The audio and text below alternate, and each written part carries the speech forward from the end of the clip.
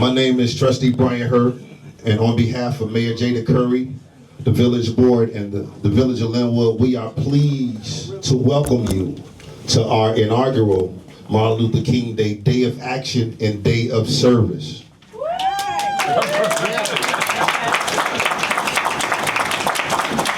As a community, we made a deliberate choice to honor Dr. King, not only through reflection, but through action. Dr. King's life and his legacy, it reminds us that progress is achieved through service, sacrifice, and shared responsibility one to another. His work continues to call us beyond words into meaningful engagements in our community. And Dr. King, he did not live a life of comfort. He lived a life of commitment. Yeah. So today is not a day off. Today is a day on. A day of service, a day of action. And in the spirit, as we move forward today, not just with words, but with meaningful action, today is a day of purpose dedicated to service, to civic responsibility by strengthening the bonds that connect us as neighbors, as a village. While I'm sure our Mayor Curry, she will further speak on this vision during her remarks, I want to extend my sincere appreciation to each of you for being present and supporting this important initiative. Your participation today helps us establish what we intend to be a lasting tradition in the Village of Lynwood. So thank you for joining us, the Village of Lynwood, for our first Dr. Martin Luther King Day Jr. Day of Action and Day of Service. And at this time, please stand as we are led and lift every voice and sing, often called the Black National Anthem, a song that has carried us through struggle, through faith, and through hope. And we will be led by a national gospel recording artist, a woman whose voice has ministered through audiences across the countries with power and grace. She is also, on a personal note, she's my wife, my best friend, my favorite singer, my partner in life. And I'm honored to not only stand beside her at home, but stand with purpose with her today in service with the Village of Lynwood. Please join me in welcoming Bridget Hurd. Lift every voice and sing till earth and heaven ring. Ring with the harmonies of liberty. Let our rejoicing rise high as the listening skies. Let it resound loud as the rolling sea. Sing a song full of the faith that the dark past has taught us. Sing a song full of the hope that the present has brought us. Facing the rising sun of a new day begun. Let us march on till victory is won. God of our weary years, God of our silent tears, thou who has brought us far on the way, thou who has by thy might led us into the light. Keep us forever in the path we pray. Sing a song full of the faith that the dark past has taught us. Sing a song full of the hope that the present has brought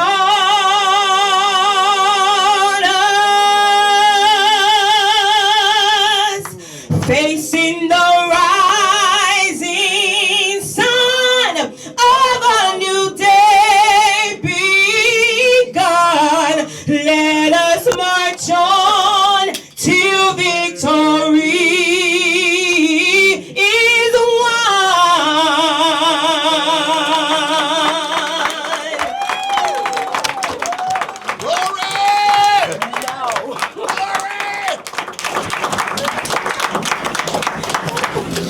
have your seats.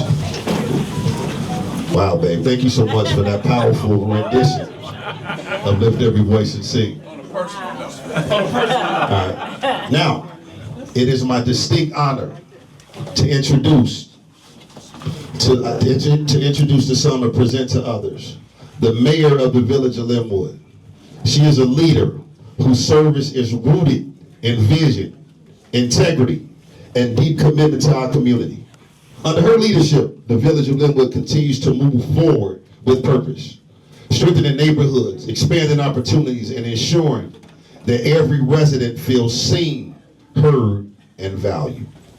She understands that leadership is not simply about holding an office, but answering the call to serve. And today, the day we celebrate Dr. Martin Luther King's birthday, Day of Action, Day of Service, reflects her belief in that progress is achieved when vision is paired with action.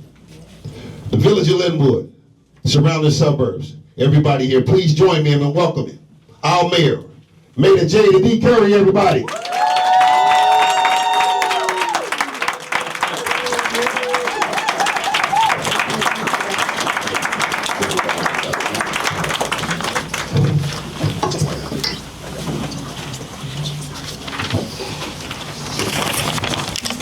I have to tell the trustee when I hug them, I put lipstick on his cheek. So Bridget, that's my lipstick. On a personal note. Good morning, friends, neighbors, staff, and distinguished guests. I am honored to stand before you on this cold Monday morning as we gather together to reflect on Dr. Martin Luther King's legacy. Dr. King's call to service has led us to a place where we are working hard to strengthen our community, bridge divides, lead with purpose, and achieve great things. I want to focus on the phrase great things because Dr. King left us with many examples of what great things can look like. If I had to give you a title for my remarks, it would be, I am expecting great things. Great things from you, your peers, as well as myself. In Dr. King's sermon, The Drum Major Instinct, he stated that everybody can be great because everybody can serve, emphasizing that greatness comes from having a heart full of grace and a soul generated by love. Wow, can it really be that simple? I believe it can. I believe that serving is one of the most rewarding ways to show concern and compassion for your fellow man. Amen. How difficult is it to consider how your actions can positively impact someone else? It's not difficult at all. How hard is it to choose a life where you work to improve the quality of life for others? It's not that hard. How challenging is it to not be self-focused? It's not that challenging. Do you want to know how I know? It's because this is the life that I have chosen. Being a mayor is not about my personal agenda. It is about waking up every day and thinking about ways to make life better for the residents of Lynwood. It's about responding to the call. It's about being concerned when my neighbors are concerned. It's about drowning out the noise and focusing on doing my best every day. Dr. King said, if I cannot do great things, I can do small things in a great way. He reminded us that greatness is not achieved through fame and magnitude, but through service to others. So here's my question to each of you. What does that look like for you? You don't have to be an elected official to be great. You don't have to be the CEO to be great.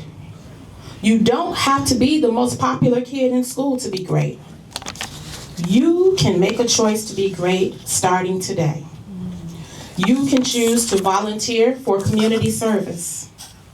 You can assist your teacher by exhibiting great behavior in the classroom and encouraging your peers to do the same. You can help your neighbor by shoveling their snow. You can bring great resources back to your community that benefits everyone.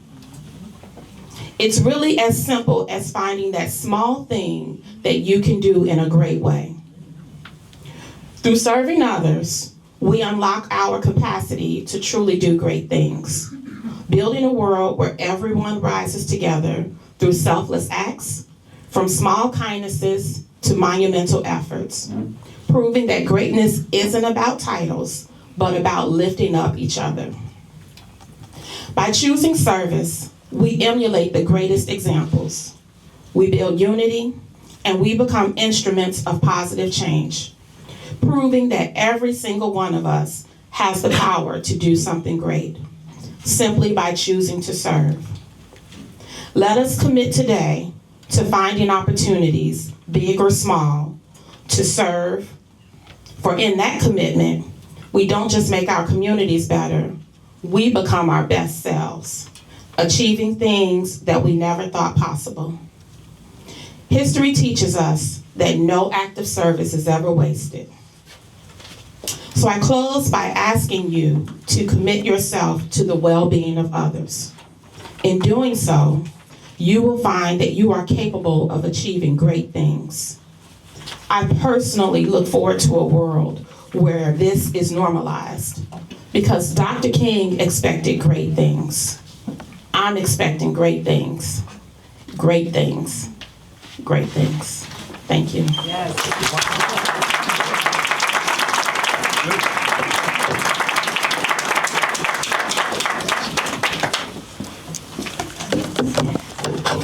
Thank you so much, Mayor Curry, for your inspiring words and your continued leadership. We truly value and appreciate the vision that you have for the village of Lynwood. And at this time, I would like to acknowledge a few individuals who made this moment happen. All of this just didn't happen overnight. So I have to thank Mr. Mark Hubbard and Next Showcase USA. Let's give it up for him. Our Special Events Committee. I have to give it up for Dr. Jacinta Staples.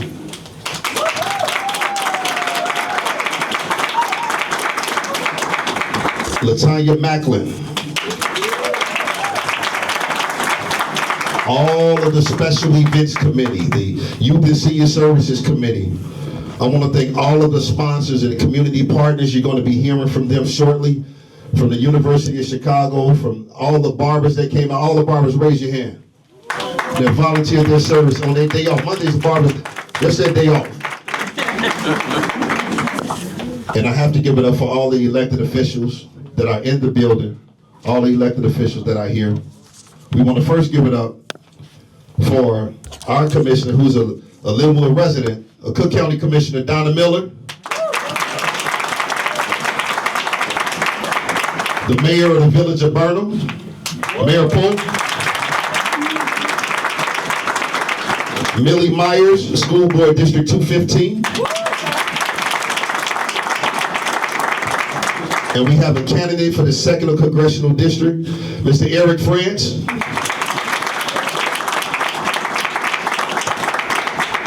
Our Police and Fire Commissioner, Ms. Marilyn Mason.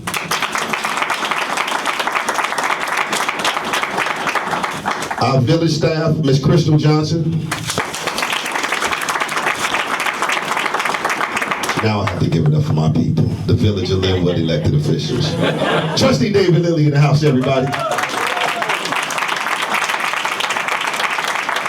Trustee Cynthia Eves. Trustee Kirk Marshall. Trustee Cheryl Dunlap. And so this brother, this trustee, we have beef all the time because he tries to outdress me for each and every event. It's my brother. Pastor, Trustee Randall Blakely, everybody. Our village clerk, the best clerk in the country, Ms. Karen Wingfield Bond.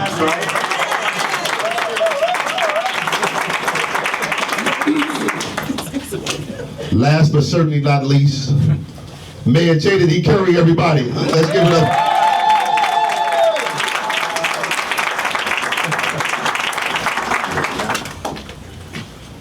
right, before we do our last acknowledgement, we're going to hear from our Cook County Commissioner, but I have to give it up for Director Sam Garcia. He's not here, but he put so much time, energy, and effort. The director of our Public Works Department, he put so much time, energy, and effort into this. But now, all of the volunteers to my fraternity, my news, the frat, Kappa Alpha Psi Fraternity Incorporated. Thank you all for being here. Alpha Phi Alpha. Yeah.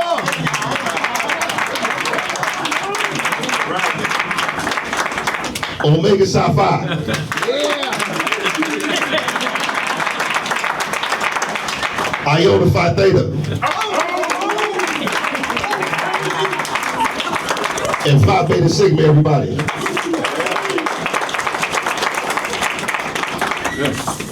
Right before, and I also want to give it up, I want to thank Dr. Knowles and Principal Pope in the San Maria School District for all of their help with all the children.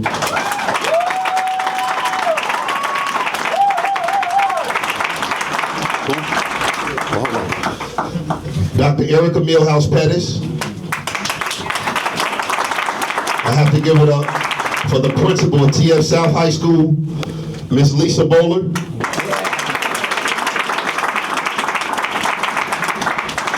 For the superintendent of TF South, Mr. Raymond Williams.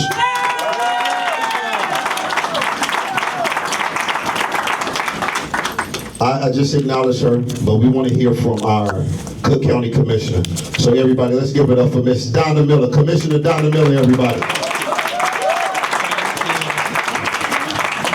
Good morning, Lynwood. Great to be here in a packed house. So thank you for this powerful day where we honor the life of Martin Luther King. But it's not just with words, with action. So first, I want to thank Mayor Curry for her visionary leadership in pulling this together to be the first one, and it's a packed house. Give it up for Mayor Curry. This is awesome. And your entire team to make that happen. I have to, you forgot some of the other D9. Where are my sorors in the house? Kiwi, come on. And the other women, Alpha, Kappa, Alpha, Delta, Sigma, Theta, Sigma, Gamma, Rho, anybody else here up in the house? Come on. All right. So thank you. I also just want to take a personal privilege to say that as we talk about community, this is what community looks like, bringing communities together. And our son is a product of Lynwood. We have lived here his entire life. He just got to Barcelona today for his semester abroad. So a product of Lynwood, and I'm proud of him. His frat brothers are here from Kappa Alpha Psi, so let's give it up, and please keep our family in your prayers because Mama's a little nervous about that, but it's okay. But this is the first ever Martin Luther King Day of Service here in Lynwood, and it's a reflection of the leadership that we have here. We lead with listening, we lead with purpose, and we lead with people here in Lynwood, and Lynwood is better because of vision that you have for putting us all together. I also want to thank all the faith leaders who are here and our partners and every volunteer who makes things like this happen, who showed up today to serve our country, serve our community, service to all mankind. And this is because I live in Lynwood. Like I said, we've lived here for over 22 years. This is my home. You are my neighbors. And these streets are the streets I drive every day, just like all of you, the schools I go to, the schools my children went to, the community I care deeply about, the community I've represented as a Cook County Commissioner for the last 8 years, the community my husband represented as a state representative when he was a state rep for 10 years, and also the community I hope to represent in the future as your next Congresswoman for the 2nd Congressional District. But when we talk about service, we talk about that Dr. King reminded us, as our mayor said, everybody can be great because everybody can serve. I love the fact that students have to do service in order to graduate from high school. That means that we are building that into their DNA. It's part of their community. Lynwood is now building that into the community. I'm glad to see that we have mental health resources here today. We're putting people where they are responding to the real needs of the time. That's the spirit of what Dr. King wanted us to do, action. Action, it looks like collaboration, it looks like compassion, it looks about community coming together. And Dr. King believed that injustice anywhere was a threat to justice everywhere. But he also believed in the power of organized, loving communities to bring about change. What we're doing here today exemplifies that. That is what Lynwood understood, and that's what Lynwood is doing. It's not only a moment for today, this continues throughout the entire year. I've seen so many people at different events throughout the year because our mayor, our community brought us together. So as someone who spent my entire life in service, in healthcare, in government, and right here in this community, I know that real leadership is not about titles, it's about showing up. It's about doing the work. It's about listening. And today it reminds me of why this is so important and why I do this work and why it matters to all of us. So together we're rooted in service, we're guided by our purpose, and we continue building Lynwood and the future worthy of Dr. King's legacy. So thank you again, Mayor Curry, for your leadership. Thank you to everyone who made this possible. And I look forward to a great day of service with the students who are here today. Thank you.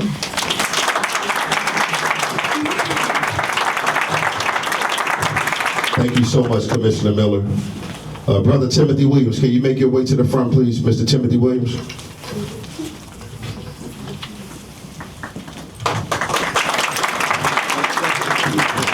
This is the newest addition to our Village of Lynwood staff. He's our village administrator. He was huge in helping pull this off. He's a member of Alpha Phi Alpha fraternity. We could not have done this without you. And they made a nice donation too to help sponsor the event. Thank you so much, Timothy. I appreciate you. Mr. Feroz, I saw Feroz back there. Feroz Wars. He owns the Lynwood mobile station back there. Feroz, he was a huge sponsor for this event, and we want to thank you. So today on Dr. Martin Luther King Day Jr., we celebrate service, courage, and love in action. Dr. King often spoke about character. Character is doing the right thing, especially when it's hard. Sometimes those lessons don't come from speeches or books. They come from real moments of bravery. And today, we are honored to recognize a remarkable young lady, Mia, who's only 7 years old. Mia reminds us that heroism has no age requirement. So let me tell you, I don't know if you all saw it on the news. It was on all the news outlets this weekend. But when Mia's father, Xavier, he slipped and fell. She didn't panic. She stayed calm. She called 911 from her father's phone. She gave the dispatcher the correct address. She unlocked the door so they can get inside. She secured the family dog to make sure emergency responders were safe, and she stayed focused, and she had the presence of mind to do all of that at only 7 years old. Wow.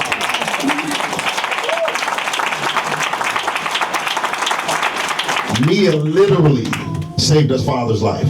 Literally. Yeah. At 7 years old, Mia showed presence of mind. She showed responsibility. She showed courage. And she showed love for her father. And these are qualities that many adults are still learning. And Dr. King, he believed that anyone could serve. He believed that what courage is it when we have action and not just titles. Mia showed what service and leadership and love look like right in her own home. So we want to honor Mia. Can you come up here, please? Yes. Xavier. We want to honor Mia. Can we have all the elected officials, all the trustees, all the Village of Lynwood elected officials, the trustees, Mayor Curry? We want to honor Mia. Not just for you, but for you. You were brave, you were thoughtful, and you are a leader. And on behalf of the Village of Lynwood and this entire community, we want to show you that heroes, they walk among us. And we want to thank you for showing courage. Thank you, Mia, and congratulations.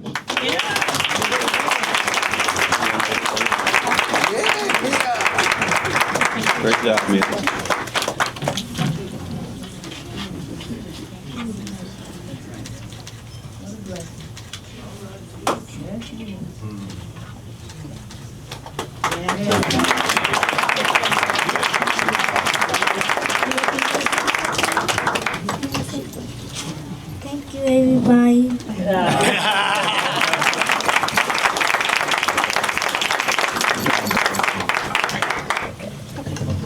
Thank you so much, Ben. Congratulations again, and thank you for being so brave.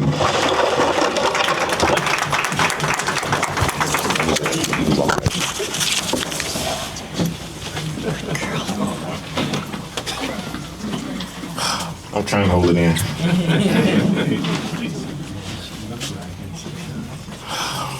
I'd just like to thank Lynwood, Mayor, Chief of Police, everybody showed up to my house, showed me a support. I'm gonna give you a little brief. I was watching the Bulls game and I went upstairs to check on my baby. And I didn't know a couple minutes later my baby would be checking on me. I fell down the stairs and hit my head. I was off conscious. And I'm laying there and I looked up and I seen my little girl on the phone, somebody sitting on the steps like a little lady. On the phone with, must have been dispatch obviously because she was giving her address. So I started coming to myself and I said, no, I don't need another bill. So everything happened so fast. I was more embarrassed because they pulled me out in my long johns. But anyhow, my wife came in the house and then she said, where you guys taking him to? And I said, what is going on? You know, that's what he explained to me in the ambulance that, hey, your daughter's strong, man. She put that dog in a cage. She got the keys to open the door up. And I was like, wow. So, but again, thank you all. Most part, thank you, man.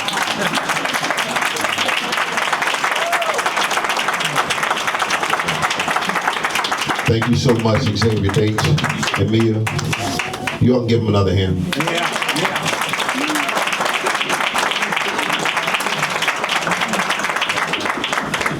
Dr. Martin Luther King Jr.'s words continue to live because each generation chooses to carry them. Today we are reminded that his dream was never meant to remain in history books. It's meant to live in hearts and voices of our young people. So with our youth, Dr. King's words, they ring on. And they do more than recite a speech. They affirm that the dream is still alive. And we are honored to hear from two outstanding students who represent the future of our community. So Lynwood, please welcome London Rivers and Jayla DeWanda from San Ridge School as they recite Dr. Martin Luther King Jr.'s I Have a Dream speech.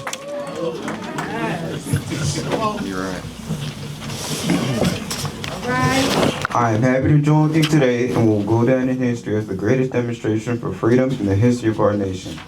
50 years ago, a great American in whose symbolic shadow we stand today signed the Emancipation Proclamation.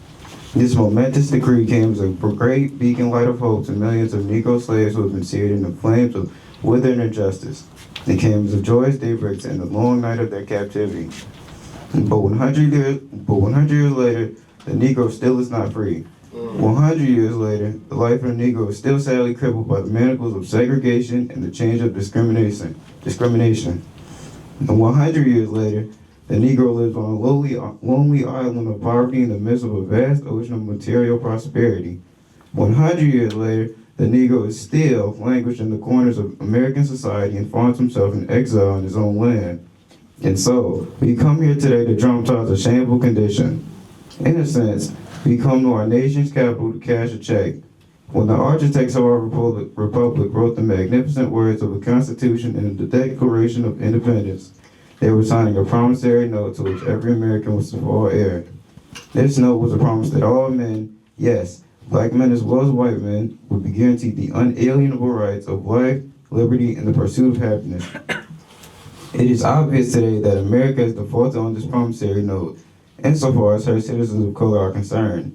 Instead of honoring this sacred obligation, America has given the Negro people a bad check, a check which has come back marked insufficient funds.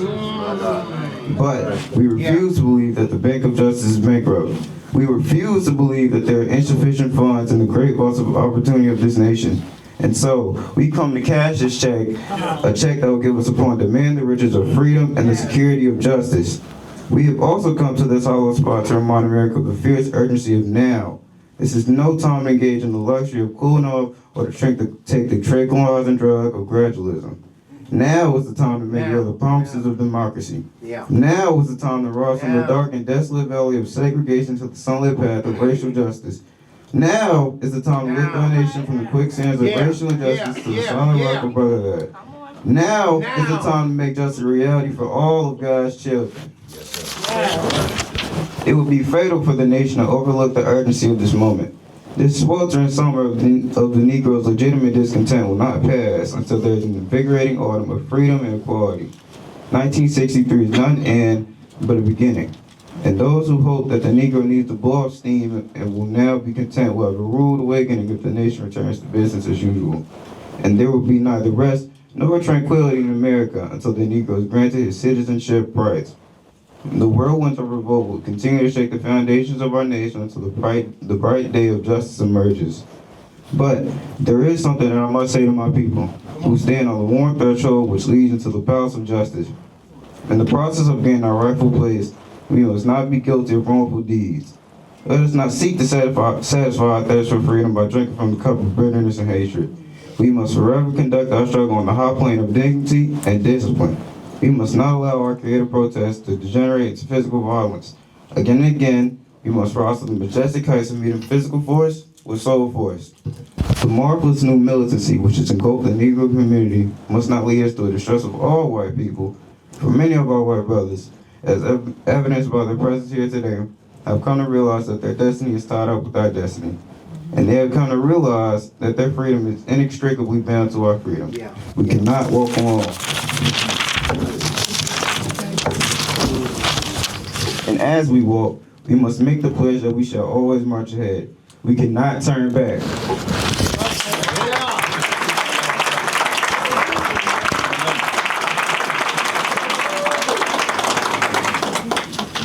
There are those who are speaking as the devotees of civil rights. When will you be satisfied? We can never be satisfied as long as the Negro is the victim of unspeakable horrors of police probability. We can never be satisfied as long as our bodies, heavy with the fatigue of travel, cannot gain lodging in the motels of the highways and the hotels of the city. We cannot be satisfied as long as the Negro's basic mobility is from a smaller ghetto to a large one. We can never be satisfied as long as our children are stripped of their selfhood and robbed of their dignity by stating for whites only. We cannot be satisfied as long as a Negro in Mississippi cannot vote and a Negro in New York believes he has no for which to vote. No, we are not satisfied. And we will be satisfied until justice rolls down like waters and righteousness like a mighty stream. I am not unmindful that some of you have come out here of great trials and tribulations. Some of you have come from narrow jail cells, and some of you have come from areas where your quest for freedom left you battered by the storms of persecution and staggered by the winds of police brutality. You have been the veterans of creative suffering Continue to work with the faith of unearned suffering and redemptive. Go back to Mississippi. Go back to Alabama. Go back to South Carolina. Go back to Georgia. Go back to Louisiana. Go back to the slums and ghettos of our northern cities, knowing that somehow this situation can and will be changed. Let us not wallow in the valley of despair, I say to you today, my friends. And so even though we face the difficulties of today and tomorrow, I still have a dream. It is a dream deeply rooted in the American dream. I have a dream that one day this nation will rise up and live out of the true meaning of its creed. We hold these truths to be self-evident that all men are created equal. I have a dream that one day on the red hills of Georgia, the sons of former slaves and the sons of former slave owners will be able to sit down together at the table of brotherhood. I have a dream that one day, even the state of Mississippi, a state sweltering with the heat of injustice, sweltering with the heat of oppression, will be transferred into an oasis of freedom and justice. I have a dream that my four little children one day live in a nation where they will not be judged by the color of their skin, but by the content of their character.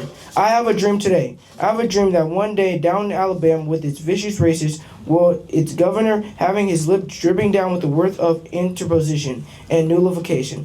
One day, right there in Alabama, little black boys and black girls will be able to join hands with little white boys and little white girls as sisters and brothers. I have a dream today. I have a dream that one day every valley shall be exalted and every hill and mountain shall be made low. The rough places will be made plain and crooked places will be made straight. And the glory of the Lord shall be revealed and all flesh shall see it together. This is our hope and this is the faith that I go back with to the South.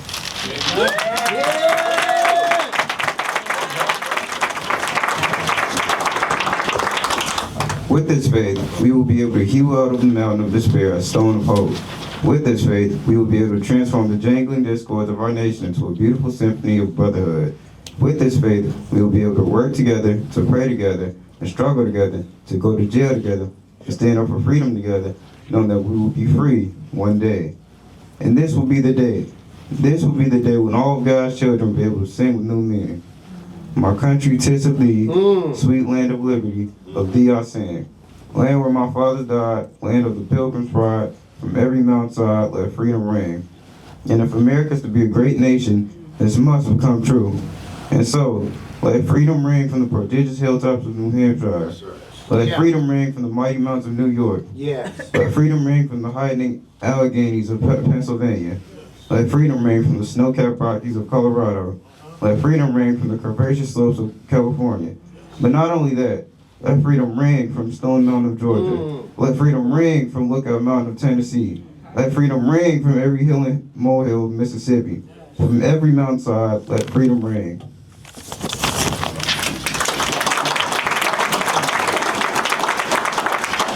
And when this happens, and when we allow freedom ring, when we let it ring from every village and every hamlet, from every state and every city, we will be able to speed up that day when all of God's children, black men and white men, Jews and Gentiles, Protestants and Catholics will be able to join hands and sing in the words of the old Negro spiritual. Free at last, free at last. Thank God Almighty, we are free at last.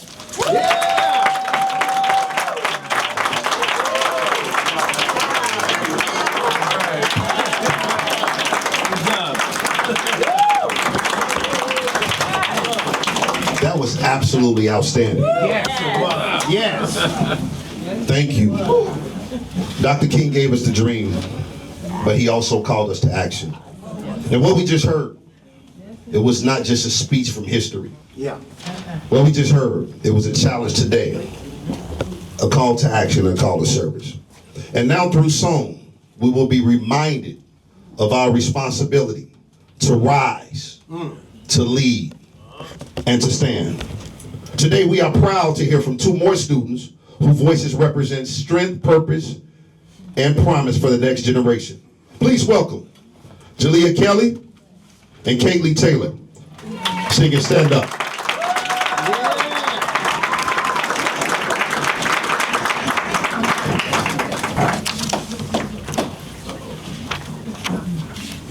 All right. Let's give them another hand.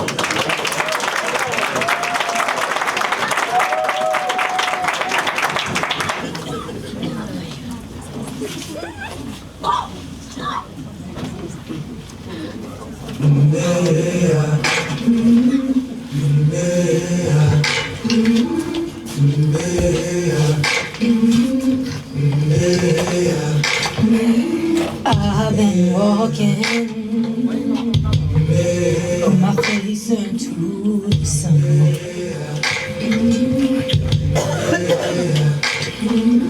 Weight on my shoulder, a bullet in my gut. Oh, I got eyes in the back of my head, just in case I have to run.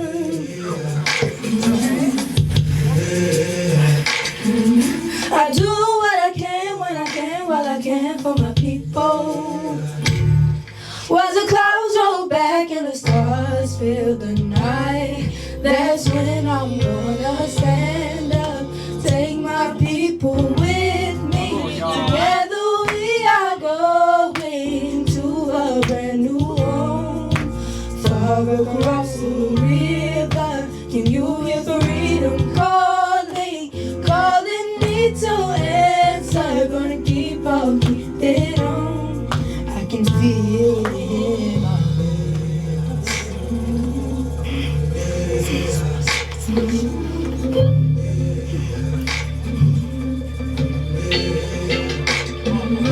early in the morning,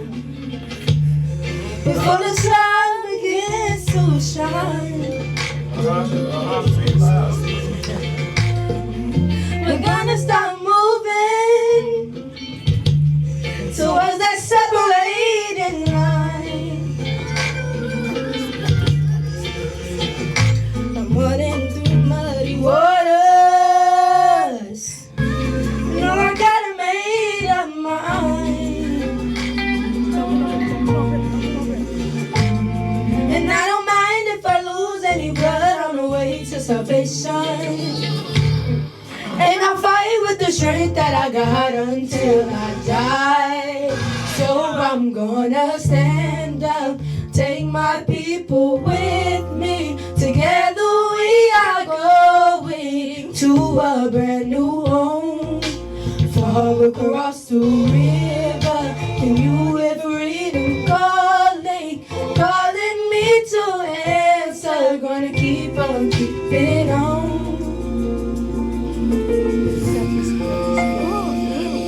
And I know what's around the bench might be high to face of the headlong, and I just might fail, but another try just something up the sky.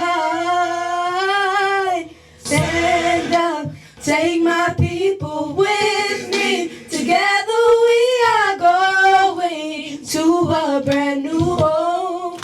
Far across the river, can you ever read them calling me to answer? Gonna keep on keeping on. I'm gonna stand up, take my people with me. Together we are going to a brand new home. Far across the river, can you ever read them calling me to answer? Gonna keep on keeping on. I'm gonna stand up, take my people with me. Together we are going to a brand new home. Far across the river, can you ever read them calling me to answer? Gonna keep on keeping on. I can feel it in my bones.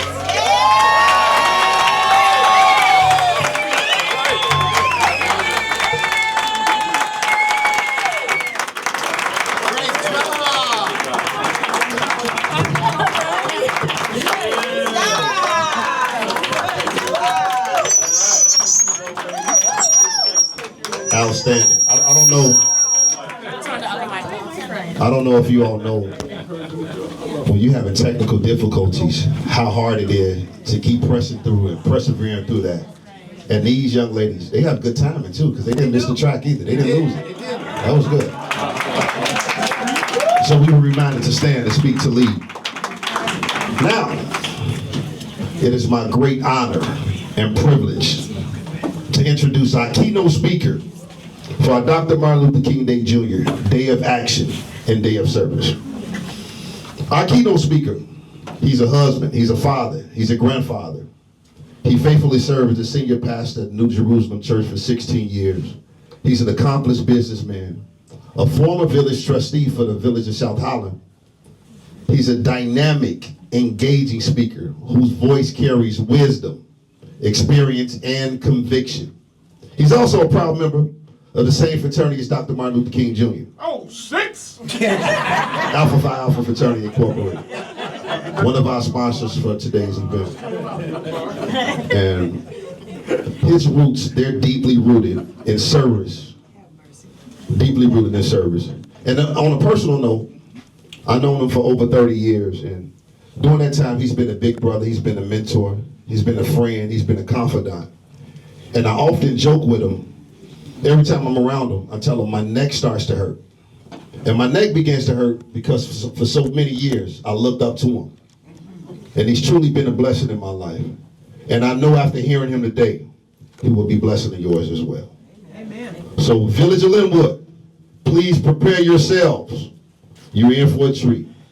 It is my distinct honor and privilege to introduce to you our keynote speaker, Pastor Sean Peter Dalcourt.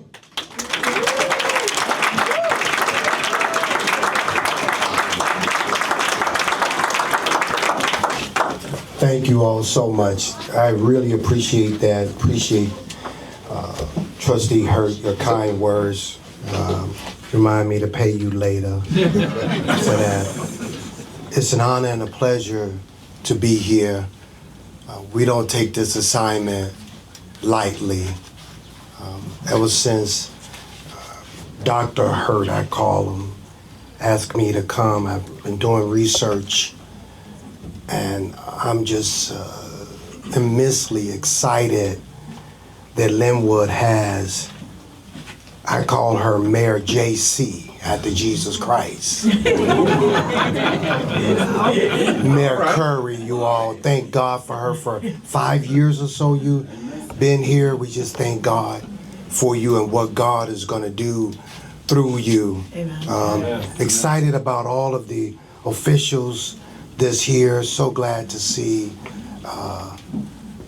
Noop, Donna, and AKA Noop, Donna, and Noop David here. When I see them, I just think of, I know y'all too young, but I think of that commercial as Miller Time. That's their slogan, it's Miller Time. Just to all the sororities and fraternities here. Oh, my brother Walter Mabry is here. Oh my God, amen. Just all the fraternities and sororities here. This is what Martin Luther King is all about. This is what this day of service is all about. So wonderful to see you all here. I promise I won't be before you long because my wife couldn't make it and I'm missing her. So I need to hurry up. So this is gonna be real. This is gonna be real quick, y'all. This is gonna be real quick. She has been everything to me for more than 40 years and given me two amazing daughters, 40 and 33, and thank God they are every bit of their mother, every bit of my wife. So please pray for her. She's not feeling the very best this morning. Thank you all for coming out. As has already been said, in this inclement weather, and especially to not just the inclement weather, but especially after the Bears lost. They won. And you know what? They won because Michael Jordan said in the 90s, I know you all are too young, so YouTube it. But Michael Jordan said in the 90s after Boston beat the Bulls, he was at a press conference, and they said, Michael, how do you feel about losing? And Michael said, I didn't lose. I said, no, Michael, look at the scoreboard, dude. You lost. He said, I didn't lose. He said, well, what do you call the score? He said, I simply ran out of time. Come on, man. The village of Lynwood, we don't have losers. If it doesn't go our way, we simply have run out of time. Come on, man. That's the only thing that happened. I really do have, and I know you all hear preachers tell this lie all the time. They're not going to be before you long. Three closes. And the three closes. Come on, three closes. And then three sub closing A and B. But I promise I won't be long. Before I get started, can I just be comfortable? Is it okay? Before I get started, as I grew up in my bedroom, I had a picture of an amazing ship in the middle of an ocean with the orange sun setting.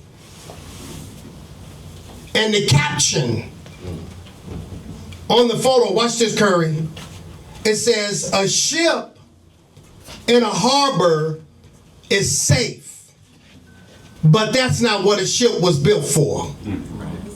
You're not built to be safe. You were built for the vicissitudes of life, because no weapon that's formed against you shall prosper. I love eagles. Anybody who knows anything about, I just love eagles. I study eagles. I love what they do and how they live. But there was one occasion, I don't know how it happened. Watch this, superintendent. But this baby eagle, some type of way, found himself in a chicken house. All his life, he started saying, something is wrong with me because I'm not like those around me. My beak is too big. My feathers are too black. My eyes are too big. Something is wrong with me. I don't look like the hens and the chickens around me. So all of his life he had low self-esteem. But it wasn't until Come on, Dalcourt. one day there happened to be some 25,000 feet in the air, another eagle soaring over the chicken house. And for the first time in his life, he looked up and said, I don't look like this around me, but I look like that thing up there. Why am I down here being something God did not design for me to be? I believe I can fly. I believe that I can touch the sky. Think about it every night. I'm not a chicken. So can you help me? I just want to make sure. Can you hunch on somebody next to you and say, are you a chicken or eagle? I just want to know. I just know. Wait for a response. Wait for a response now. Wait for a response. Wait for a response. Are you a chicken or eagle? Because I only got room around me for eagles. I can't deal with no chickens coming around me. I only got room. Excuse me, but you're messing with my wingspan. I believe I can. Real quickly, Genesis 3. 7 more minutes. I was gonna say 6 minutes, Dougie Fresh, but y'all too young. 7 minutes. Genesis 3. Real quickly, Trustee Hurt. Genesis 3. Just 3 real quick verses, 9. Come on, man. Through 11. Watch this, Commissioner. Watch this. God called to the man. Where are you?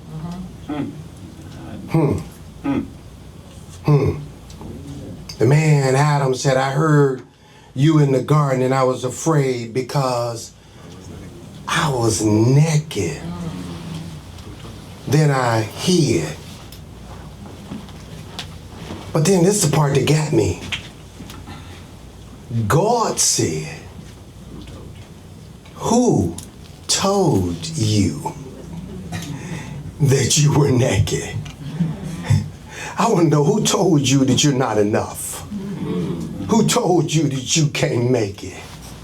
Who told you that you were naked? Now, it always intrigues me when God, who is omniscient, asks a question. Why would God, who knew where I was at? Sometimes you go through something so you'll know where you're at, not so that God knows where you're at. So I just want to, if I had to put a thought on this, it will be every moment births a movement. Every moment births a movement. That was a moment. Oh, we've had some moments. Mia had a moment with her dad Xavier, 7 years old. She had a moment that has struck in something in her that maybe she's going to go into healthcare as her profession. That was a moment that may morph into a movement.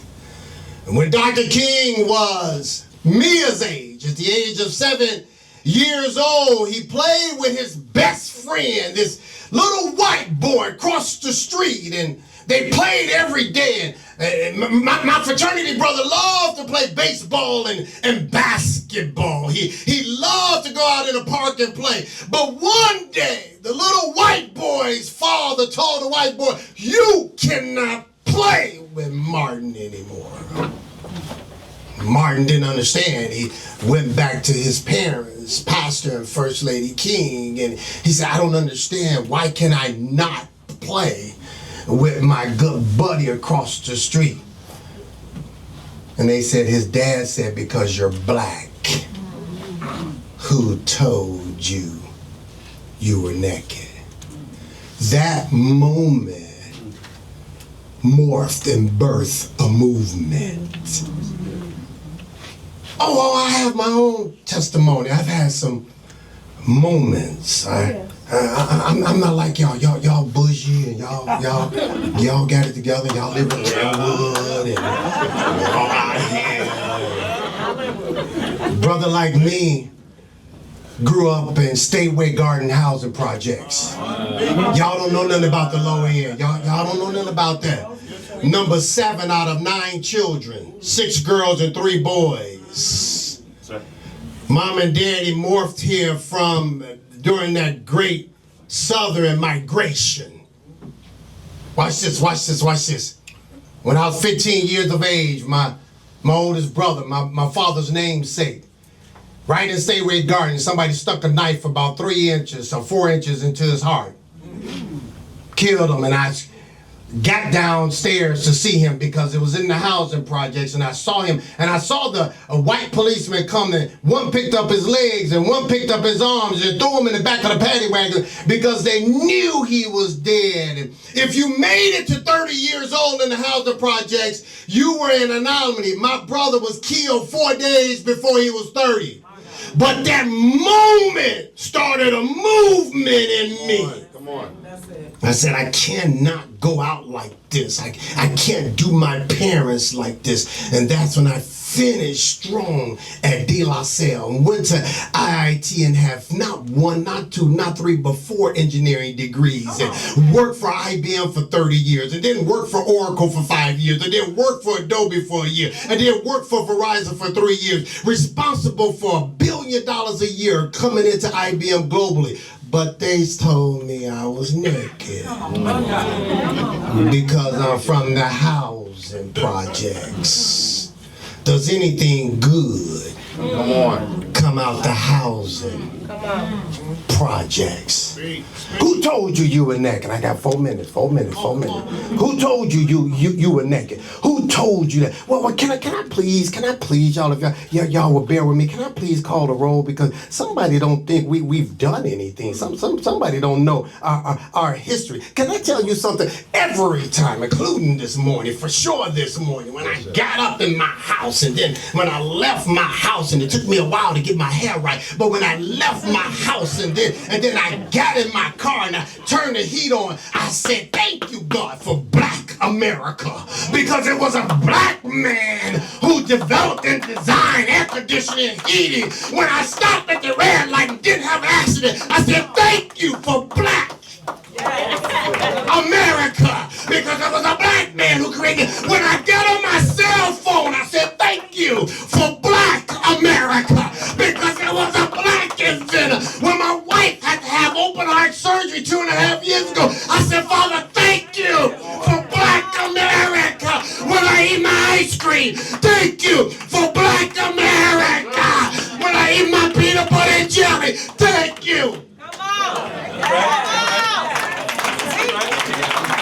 You show me a white president, I'll show you Barack Obama.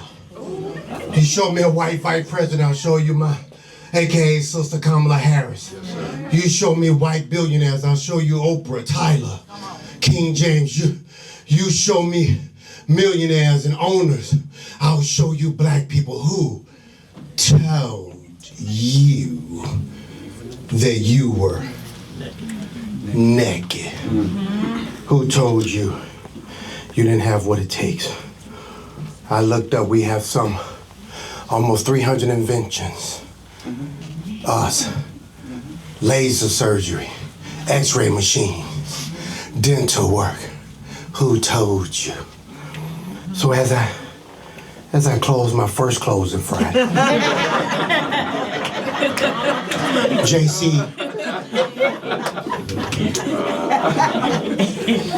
I'ma close.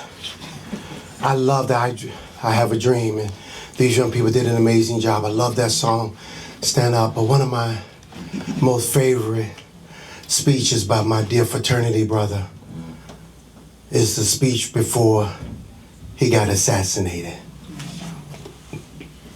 When he was in Memphis, Tennessee, helping the sanitation workers. He said, you know, several years ago, I was in New York City, autographing the first book that I had ever written. And while sitting there autographing books, a demented black woman came up. The only question I heard from her was, are you Martin Luther King? And as I was looking down writing, I said, yes. And the next minute I felt something beating on my chest. Before I knew it, I had been stabbed by this demented black woman.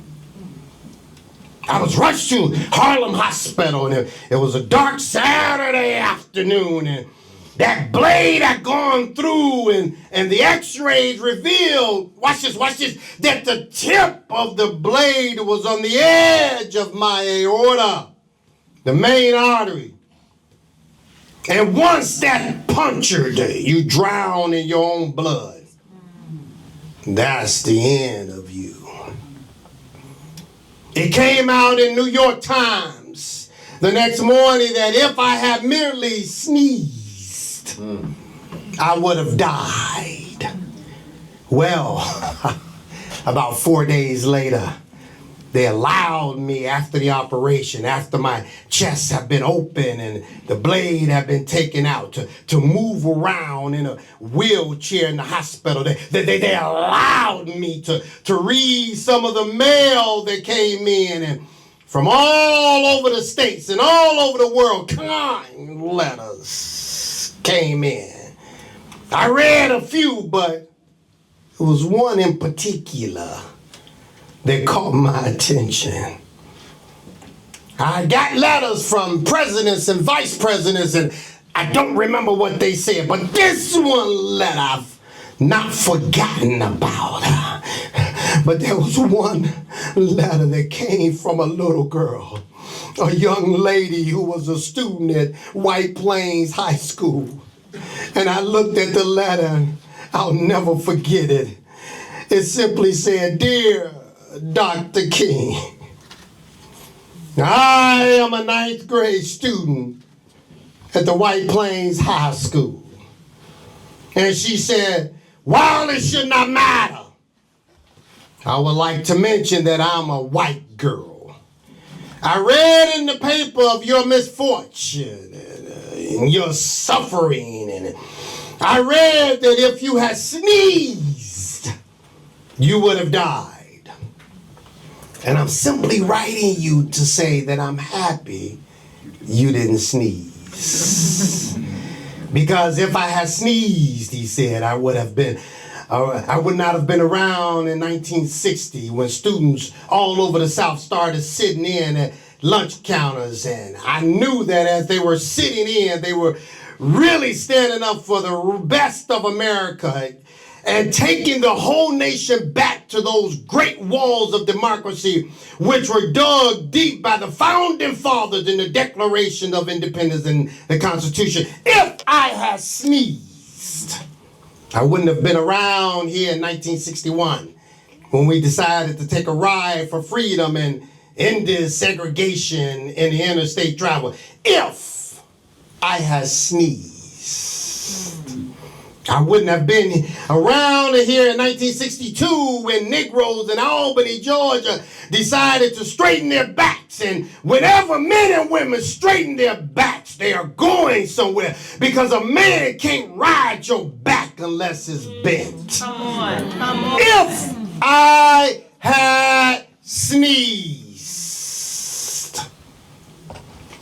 I wouldn't have been here to go down to Selma, Alabama to see the great movement.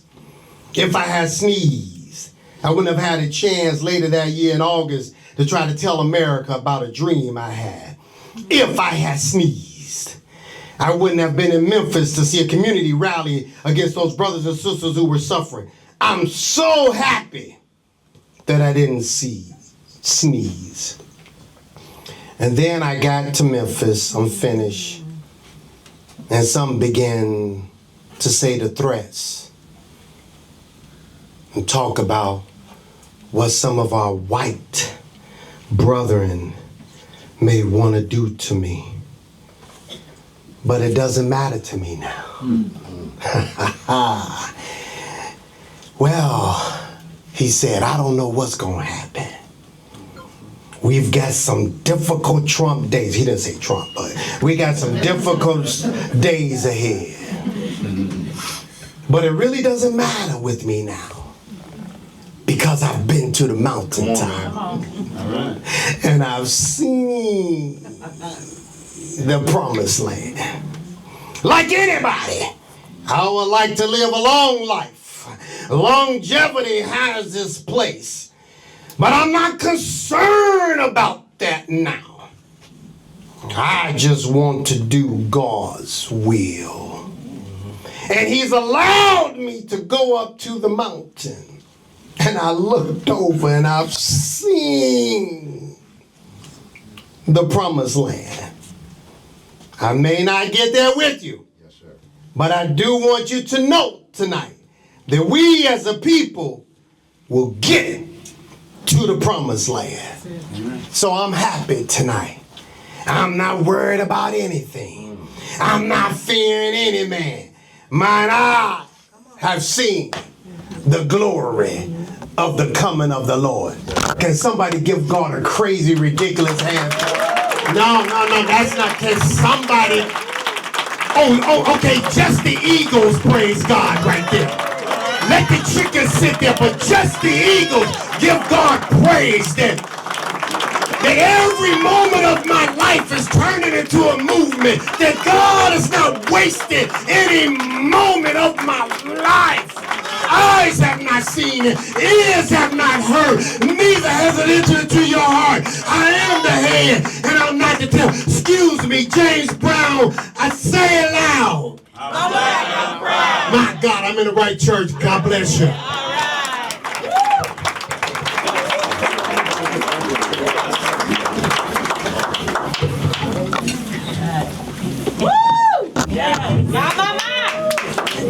That was absolutely brilliant.